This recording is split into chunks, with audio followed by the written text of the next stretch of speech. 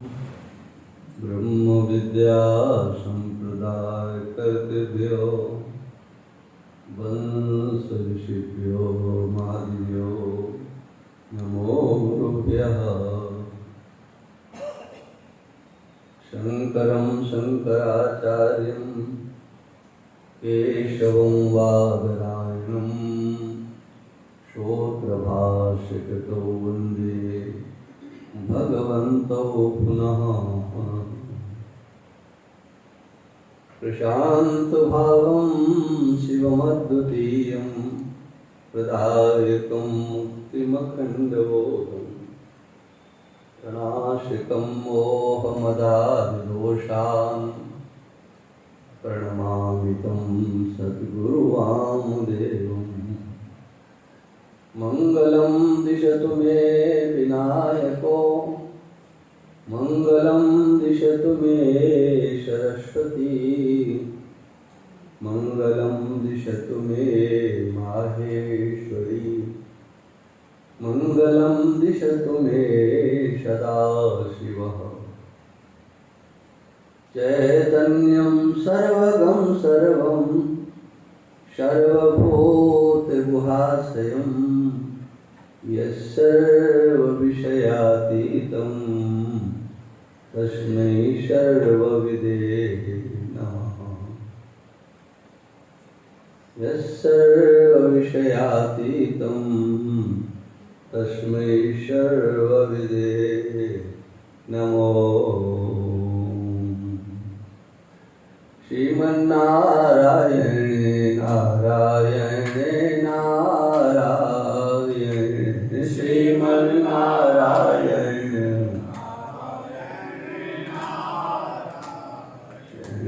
भजमन्नारायणे नारायणे नारायणे भजमन्नारायणे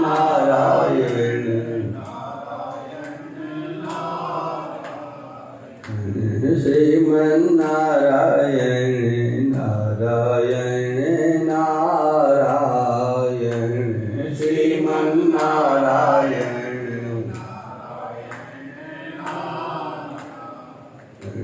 भजमन्नारायणे नारायणे नारायणे भजमन्नारायणे नारायणे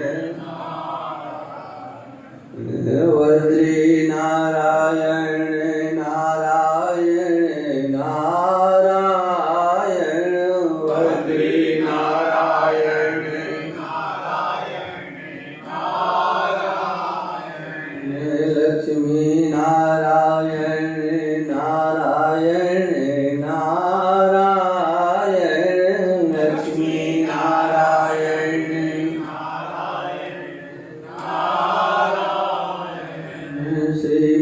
श्रीमन्नारायणे नारायणे नारायणे श्रीमन्नारायणे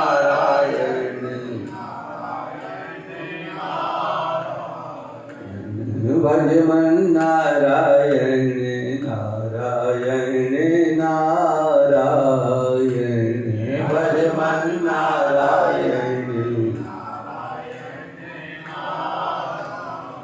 बोलिए सच्चिदानंद भगवान की सद्गुरुदेव भगवान की सत्य सनातन धर्म की नमः पार्वती पते हर हर महादेव। अहमस्मि सदा भामि कदाचिन्नाहमप्रियः ब्रह्मैवाहमतः सिद्धम् सच्चिदानंदलक्षणम्।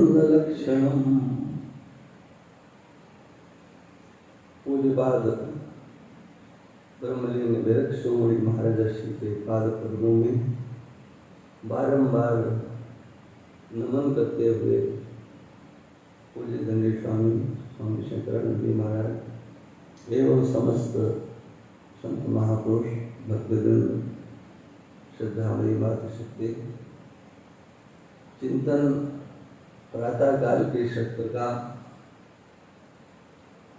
स्वरूप बोध कैसे हो, मैं कैसा हूँ, मैं क्या हूँ, इसकी चर्चा विगत दिनों से चल रही है अद्वैत मकरंद नामक ग्रंथ के आधार पर। मैं ब्रह्म हूँ, यह युक्तियों से निश्चय करना है, बिना किसी अन्य का आश्रय लिए अपनी बुद्धि से तर्क पूर्वक हमें सिद्ध करना है, निश्चय करना है। सिद्ध का अर्थ होता है पूर्ण हो जाना। वैष्णवों में इस शब्द का प्रयोग पक जाना।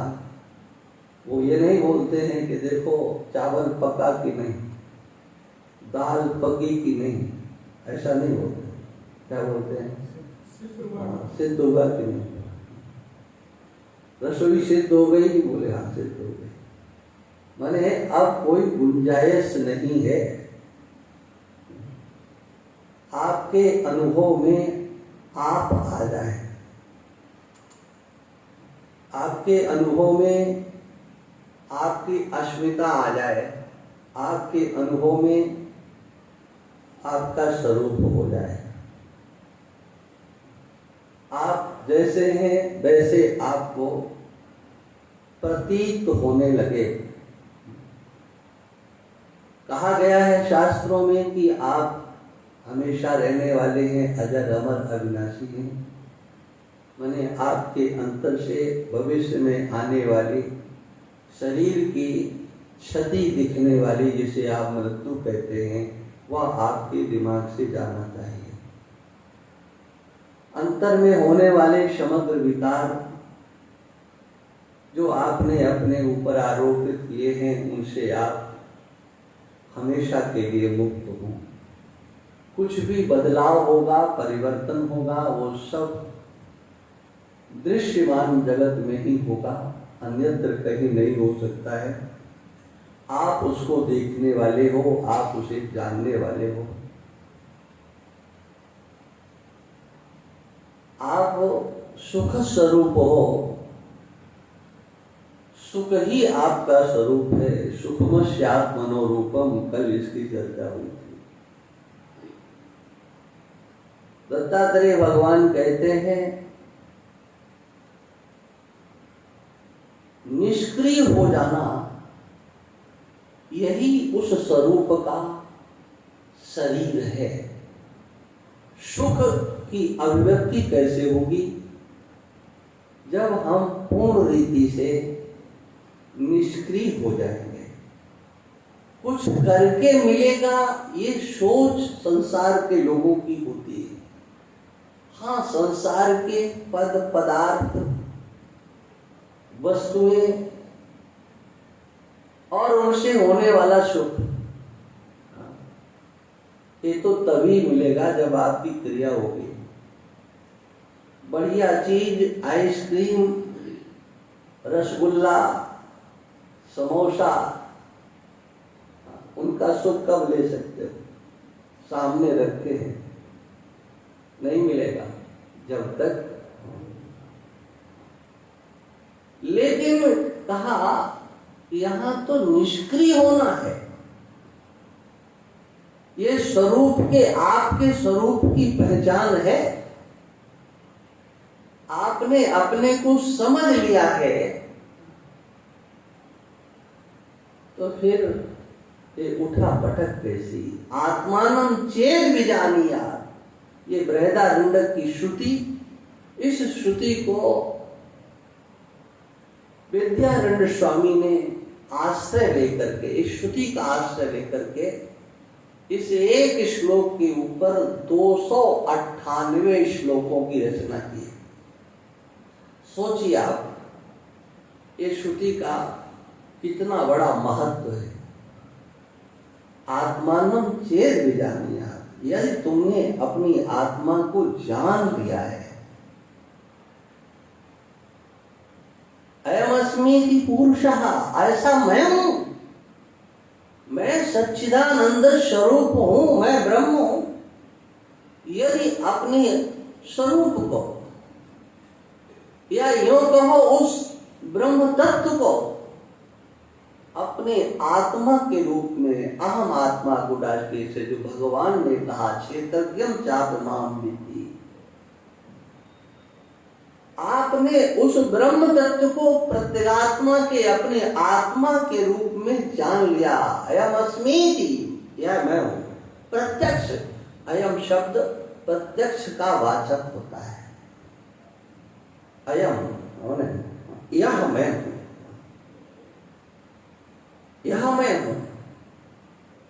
कभी व्यक्ति अपने से पृथक को यह मैं हूं नहीं कहता है। जो आपको पृथक दिखाई पड़ता है उसमें कभी भी आपका अहम नहीं जागृत होता, वह मैं हूं। ये दिखाई देने वाली वस्तु यह मैं हूं। तो एक इदम है और एक अयम है, ये ध्यान रखना।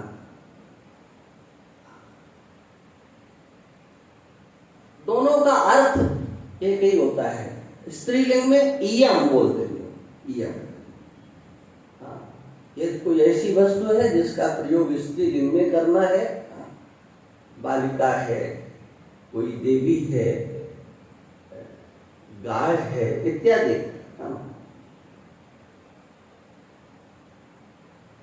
उसके साथ आप इयम शब्द का प्रयोग करेंगे। हाँ।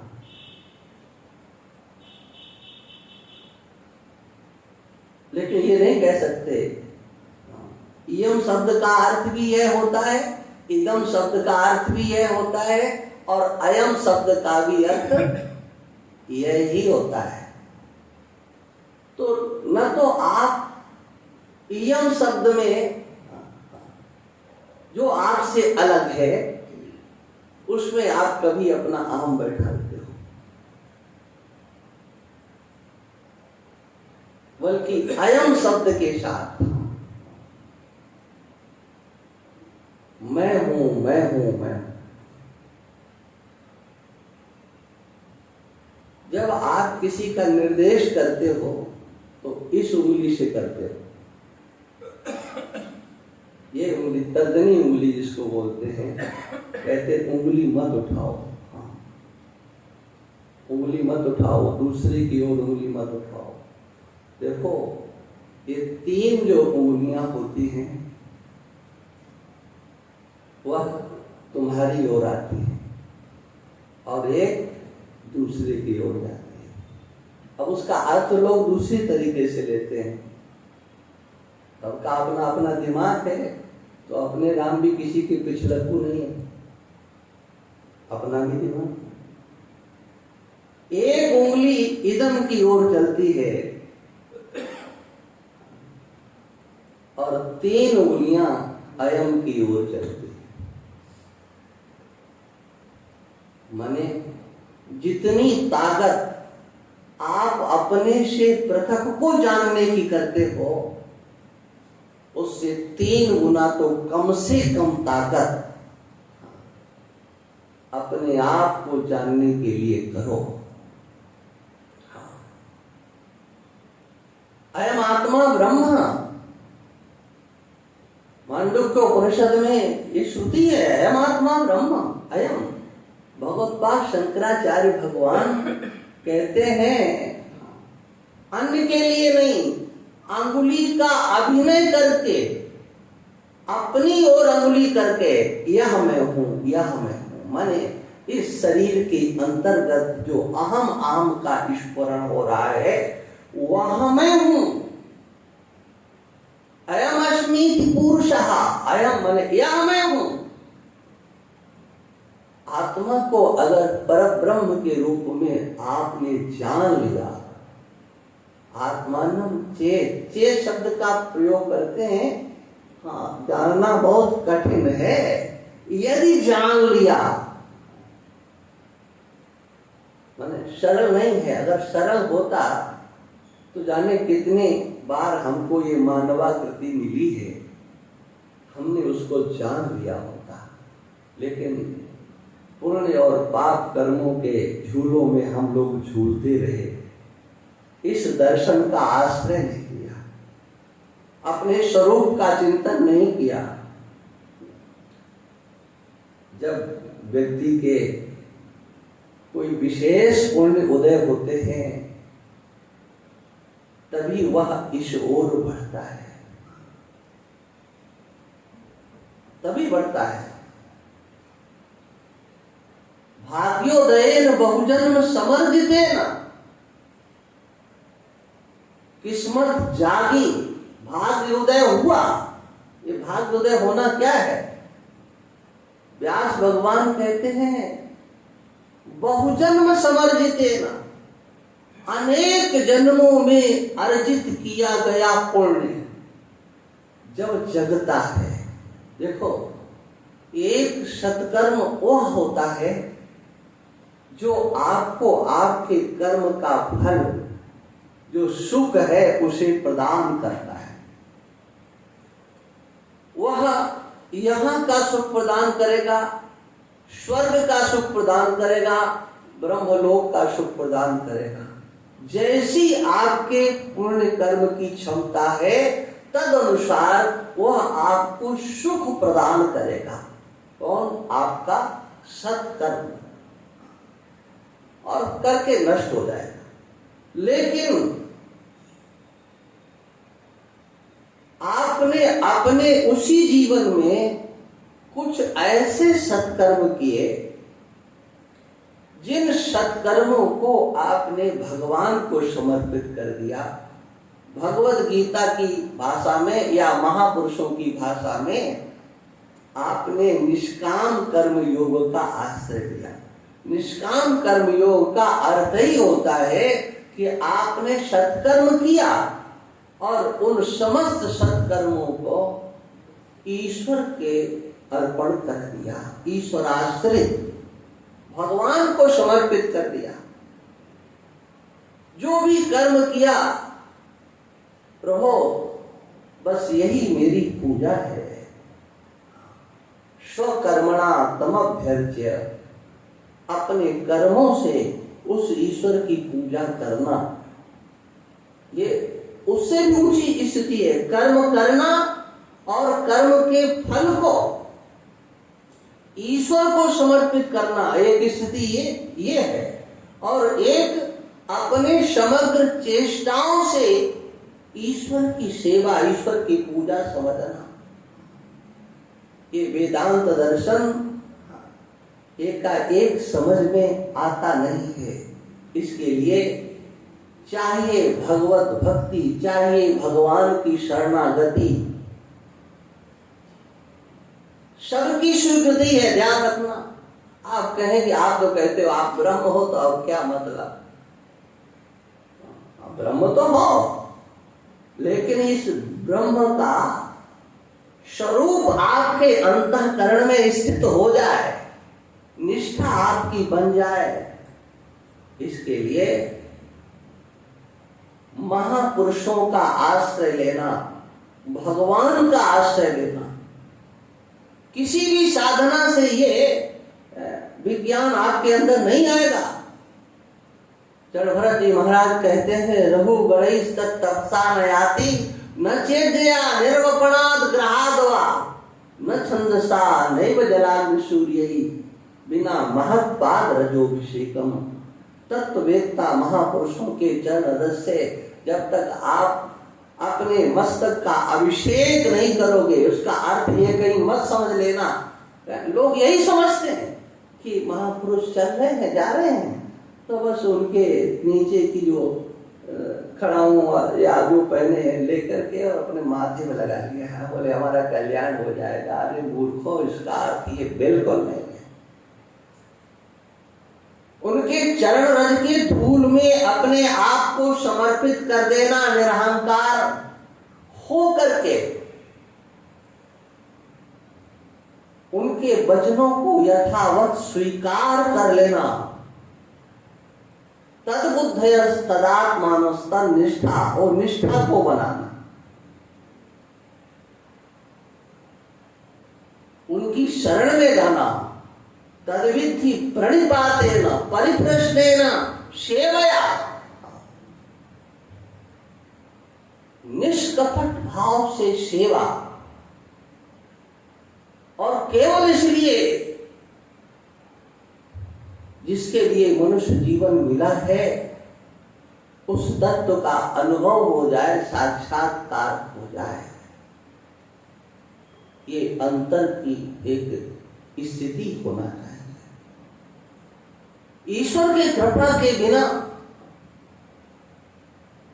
ये वेदांत दर्शन की ओर चला नहीं जा सकता, ये ध्यान रखना। मैं अपनी बात नहीं कह रहा हूं, दत्तात्रेय भगवान कहते हैं इस अद्वैत दर्शन की ओर वही चल सकता है जो ईश्वर की शरण में गया। केवल ब्रह्म ब्रह्म चिल्लाते रहो, मूर्खों को कुछ मिलने वाला नहीं। और ऐसे लोग हैं, जाने कितने हैं। अरे क्या मंदिर में क्यों जाना, जल क्यों चढ़ाना, पूजा क्यों करना, कीर्तन क्यों करना, हम तो ब्रह्म ही हैं। इससे कुछ नहीं होगा। एक बार एक व्यक्ति यहां पर वो आए, उन्होंने हमारी ये जो चल रहा है ना, इस पर सुनते हैं, बहुत लोग सुनते हैं।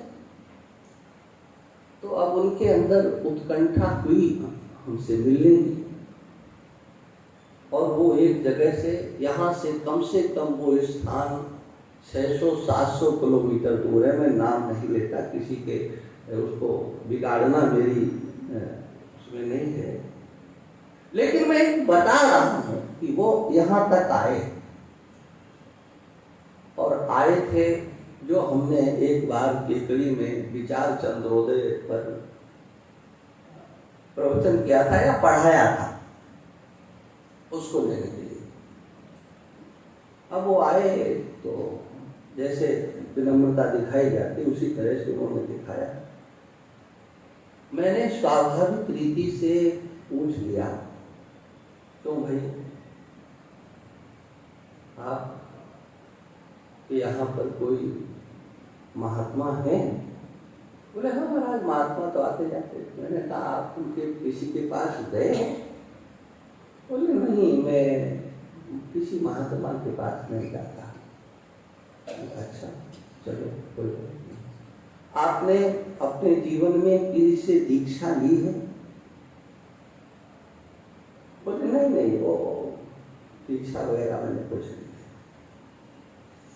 मैंने कहा आप मंदिर जाते हो, कभी भगवान को प्रणाम करते हो, मंदिर जाते हो? बोले कि नहीं, मैं मंदिर भी नहीं। तो मैंने कहा कि ऐसा है, अब आप मेरे पास तब आना जब किसी महात्मा के पास जाकर के बैठो, मंदिर में जाना शुरू करो। जो आपके क्षेत्र में जिन्हें आप अच्छा या सब अच्छा समझते हो, उनसे आप दीक्षित होकर के आओ। भगवान का नाम संकीर्तन करना शुरू करो, अन्यथा आप मेरे पास आना नहीं। और मैंने उमेश को बोल दिया कि ये अनधिकारी है, ये इस विद्या का अधिकारी नहीं है, ये अनधिकारी है, ये ईश्वर को अंगूठा दिखाना है। भगवान, अरे बोले हम तो ब्रह्म ही हो गए, इन मूर्खों को कुछ पता ही नहीं। एक तो घटना मैंने सुनाई थी, एक लड़का बैल आया, कई महीनों से, कई साल से लगातार दीक्षा लेना है, दीक्षा लेना है। शायद मैंने पहले सुनाया हो, तो मैंने कहा कोई बात नहीं, गुरुपूर्णिमा पे आया। मैंने कहा बताओ? बोले दीक्षा लेना है। मैंने कहा क्या दीक्षा लेना है? महाराज और तो सब माया रूप है, हमें तो परब्रह्म की दीक्षा लेना। देखा कि तो मूर्ख नहीं है, तो महामूर्ख है। तो मैंने कहा कि बेटा परब्रह्म का तो कोई मंत्र ही नहीं, तुम भजन करते तो हम तुम्हें कोई मंत्र बता देते, नाम जब करते तो कुछ बता देते। मेरे पास परब्रह्म का कोई मंत्र नहीं है, तुम जाओ। निकाल दिया कमरे से बाहर, उन्होंने निकाल। ये क्या है? वो ब्रह्म का चिंतन करना चाहते हो, ये सुन लिया थोड़ा बहुत झूठ मूठ का सत्संग, बस बस अब क्या है, हम तो बस साक्षी हो गए, दृष्टा हो गए। अरे तुम खाक नहीं हो सकते। दत्तात्रेय भगवान का श्लोक है, ईश्वरानुग्रहादेव पुंसाम अद्वैत वासना। मैं नहीं बोल रहा हूं, अवधूत गीता का दत्तात्रेय भगवान का ये वचन है। ईश्वरानुग्रहादेव, ईश्वर का अनुग्रह ही आपके हमारे अंदर अद्वैत वासना। देखो वासना कितना सुंदर शब्द है। वासना वासिष्ठित बंधन का हेतु होता है। कितनी वासनाएं होती भाई? वासनाओं की कोई गिनती है?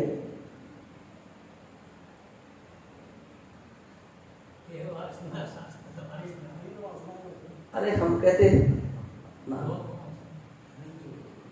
सब गिन लो, लेकिन दत्तात्रेय भगवान कहते हैं कि अद्वैत वासना,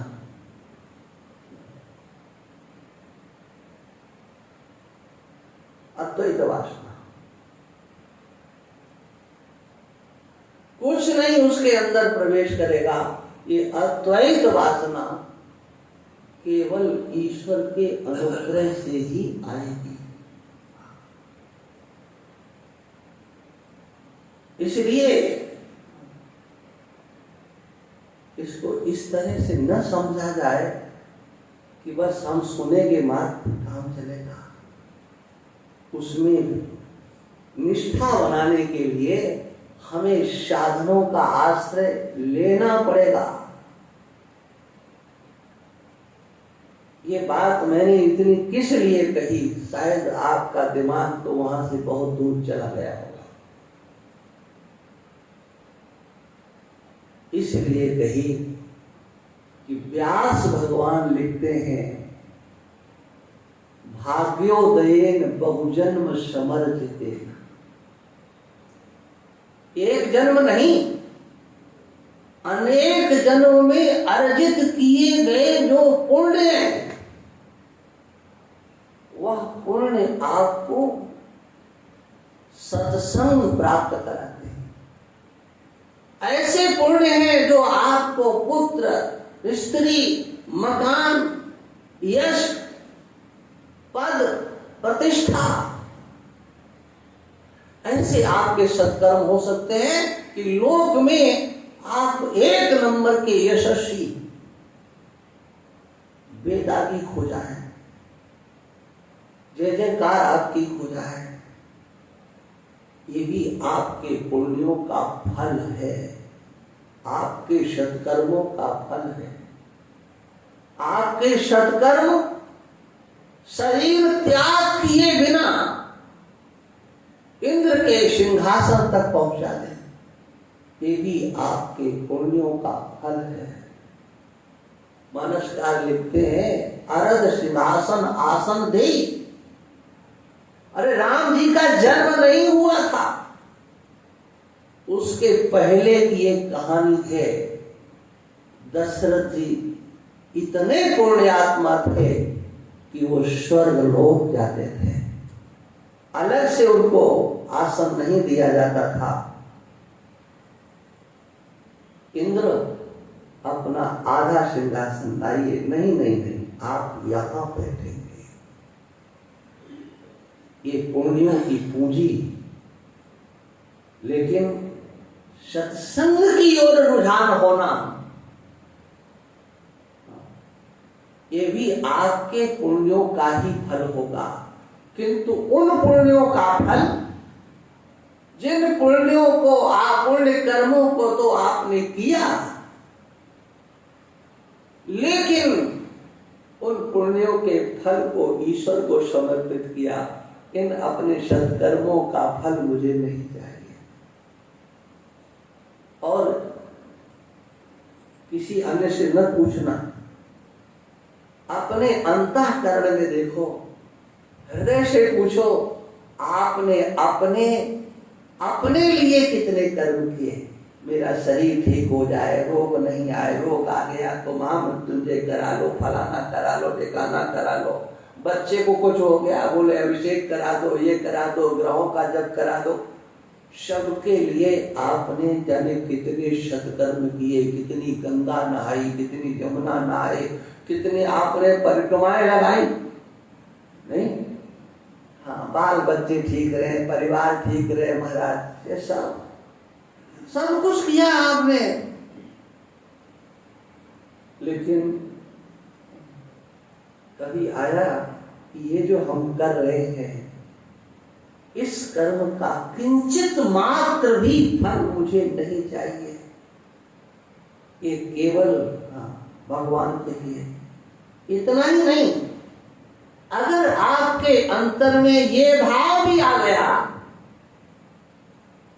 हम जो ये सत्कर्म कर रहे हैं, इससे भगवान प्रसन्न हो, ईश्वर की प्रसन्नता की जो आकांक्षा है ना, वो भी उसमें बाधक है। ध्यान रखना, तुम प्रसन्नता चाहते हो, प्रश्न होगा कि प्रसन्नता क्यों चाहते हो, क्यों चाहते हो, भगवान की कृपा क्यों चाहते हो, सत्कर्म करते हो, नहीं भगवान की कृपा, सब ईश्वर को हम समर्पित करें।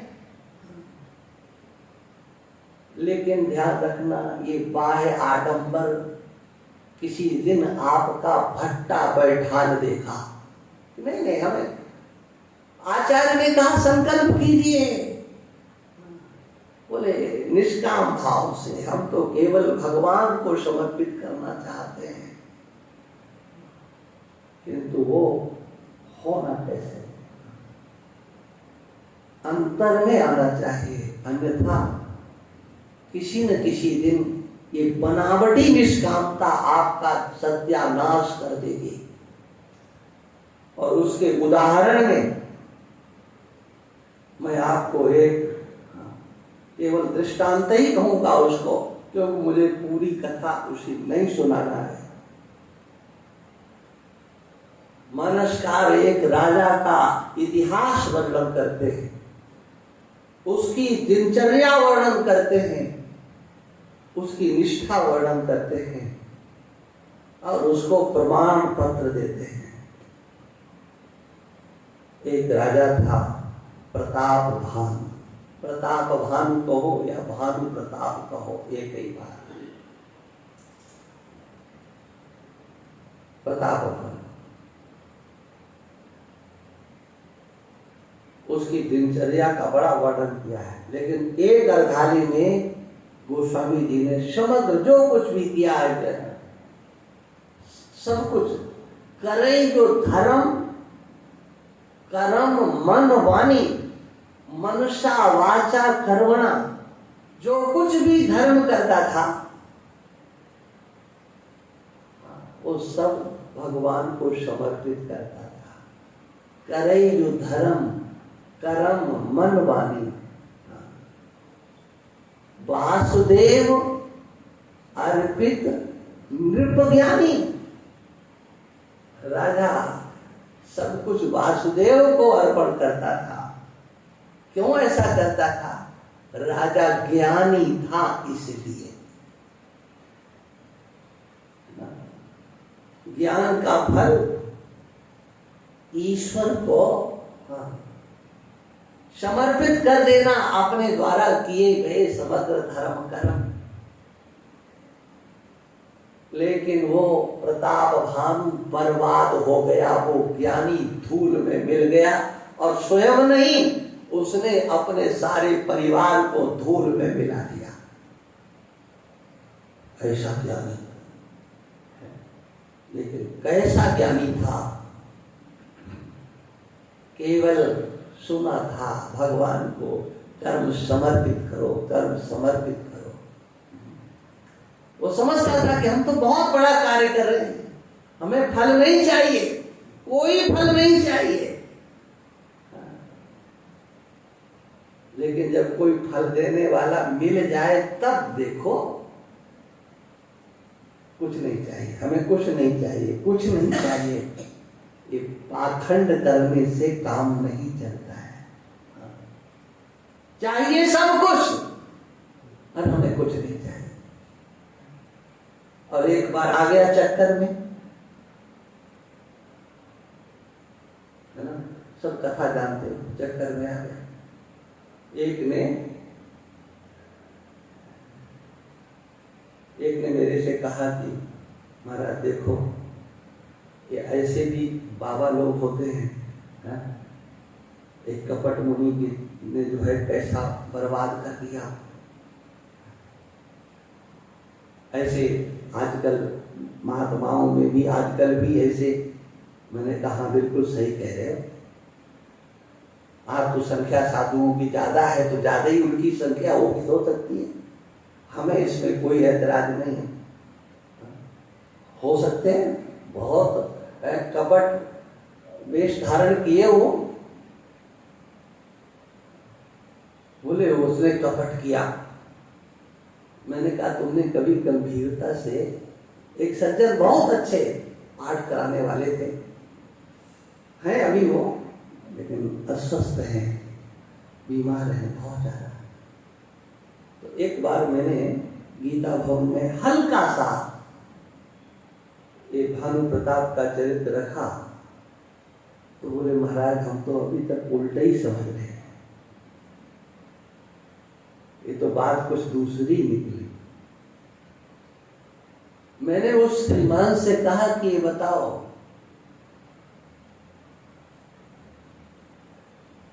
कपट एक ओर से हुआ कि दूसरी ओर से भी हुआ? महात्मा समझ करके राजा गया था,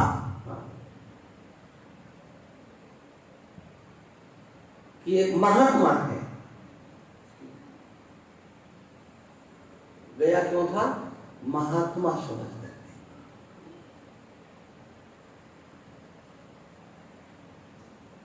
और महात्मा समझ करके गए, और सबसे पहले किया क्या?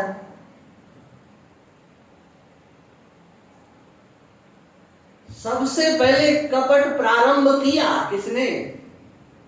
राजा ने। कहते हैं कि साधु के दर्शन से पाप धुल जाते हैं, साधु नाम दर्शनम पुण्य।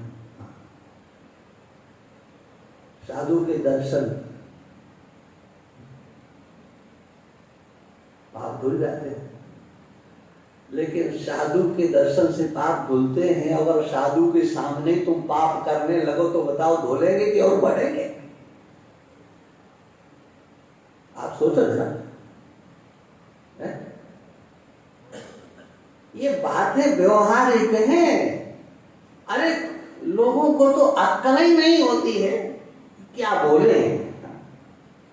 यहाँ हमारे पास ही कुछ ऐसे भी आ जाते हैं। मैंने पूछा कैसे आए? बोले इधर से जा रहे थे तो सोचा आपसे मिलते चले। अब सोचो, वो हमारे दर्शन करने के लिए तो नहीं है, कैसे लिए आए? वो मिलने के लिए है। अब मिलने वाले को क्या मिलेगा?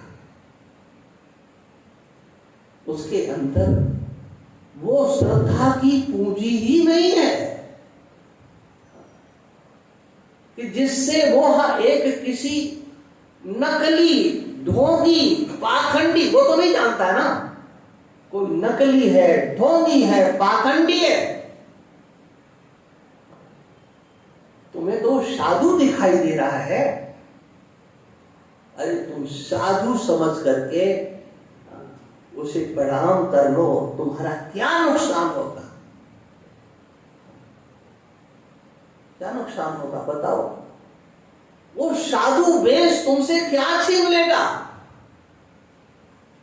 लेकिन उस वेश मात्र में आपकी श्रद्धा नहीं है। वेश मात्र में नहीं, ये बड़े बड़े सेठ, पैसे वाले, दुनिया भरे के दिखाई देता ना कि उनके चेले, उसके चेले, वो व्यक्तिगत चेले होते हैं, साधुओं के भक्त नहीं होते हैं वो। मैंने दक्षिणा बांटते हुए सेठों को देखा है, पैसे वालों को ऐसे चिल्लाते हैं, शांत बैठो, लाइन से आइए, अरे तुम तो अभी ले गए थे। माने तुम्हारी श्रद्धा नहीं है, तुम तो अपने, वो भले ही पाखंडी हो, ऊंचा सिंहासन हो, सोने का चांदी का छत्र चमन लग रहा हो, तो उस पाखंडी को भगवान मान लोगे। लेकिन एक रास्ते पर बैठा हुआ एक फकीर, एक सच्चा साधु, तुम तो उसे दरिद्र समझते हो। इतनी पहचान, कैसी पहचान, कहां श्रद्धा, कैसी श्रद्धा?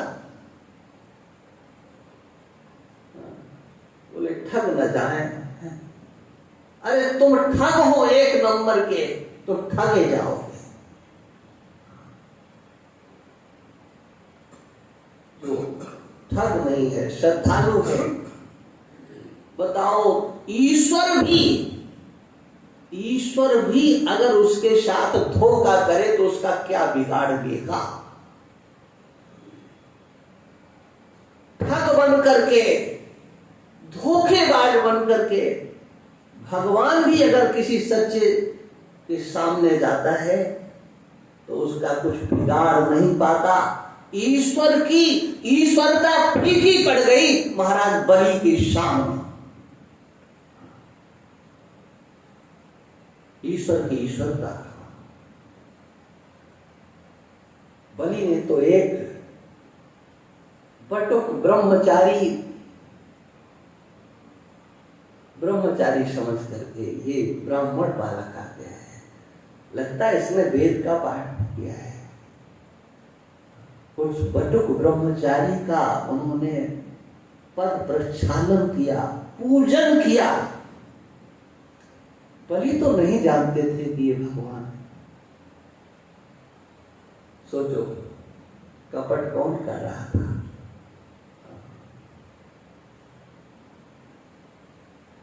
कपट तो भगवान कर रहे थे।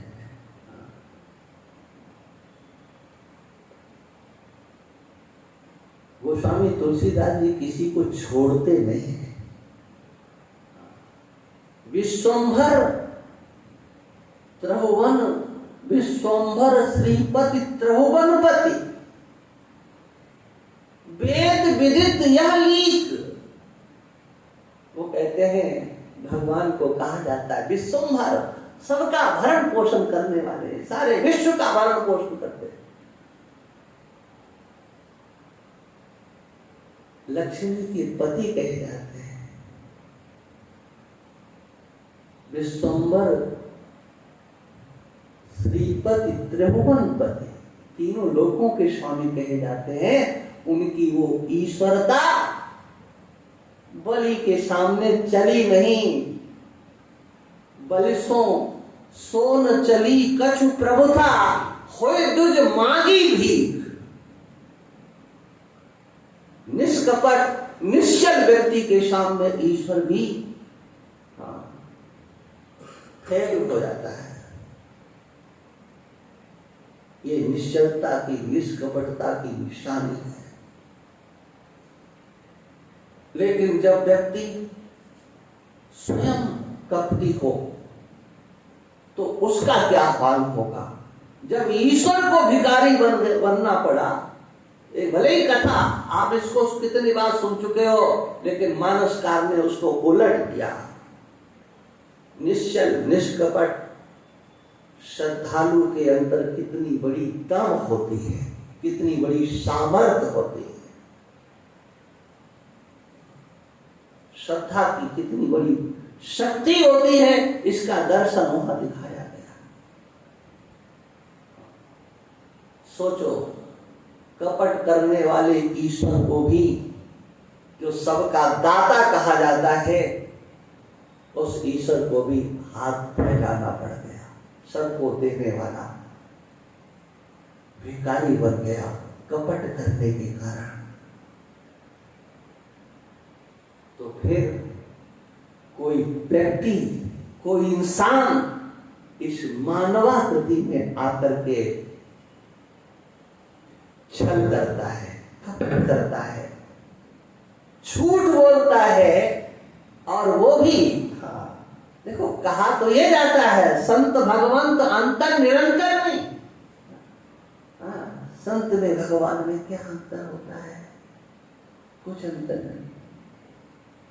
लेकिन मानते हो ये सब गप हैं।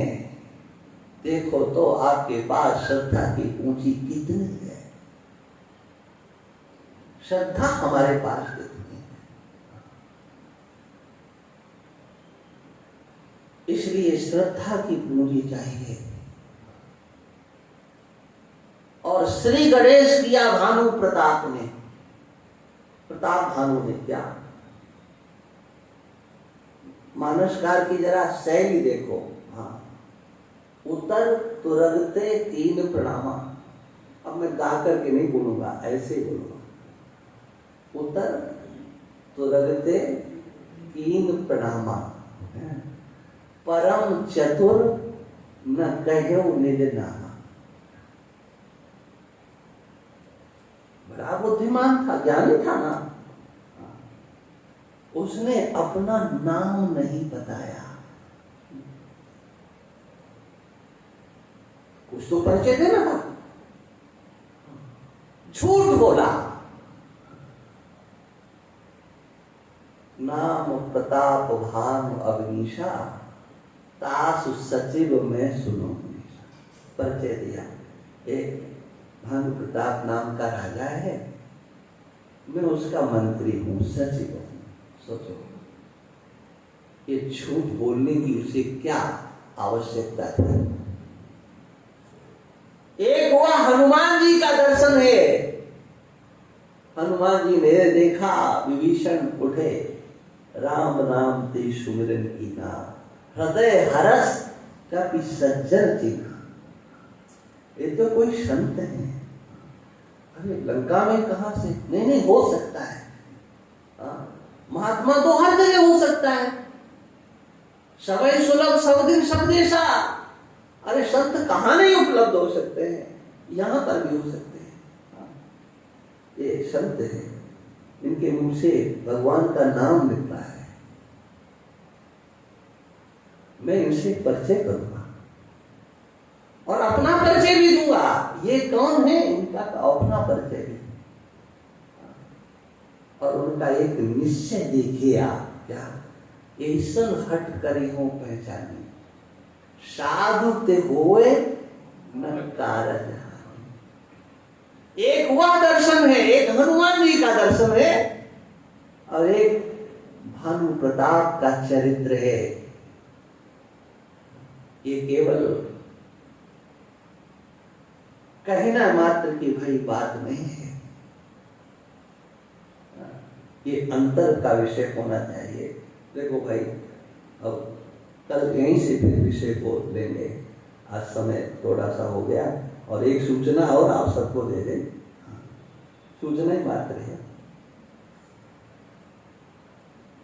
माया को सब जानते हैं, उमेश की जो गृहिणी उनका नाम माया। तो उनकी मां आश्री आज श्रीधाम वृंदावन में गोलोक धाम को प्राप्त कर चुके हैं। आज की रात को 11 बजे, सवा 11 के आसपास वो भगवत धाम को, श्रीधाम वृंदावन में है। देखो कहाँ प्रतापगढ़ और कहाँ श्री धाम वृंदावन, जन्म कहाँ हुआ होगा, कहाँ जीवन गुजरा, लेकिन उनका प्रारब्ध कितना अच्छा था कि इस श्री धाम वृंदावन भूमि प्राप्त हुई। तो वो यमुना का किनारा, वो वृंदावन धाम, उनके जीवन के कोई सुकृत थे जो यहाँ तक उनको लेकर के आए और उनकी वो लीला पूर्ण हुई। अब हम लोग संकीर्तन करें। श्रीमन नारायण नारायण नारायण, श्रीमन नारायण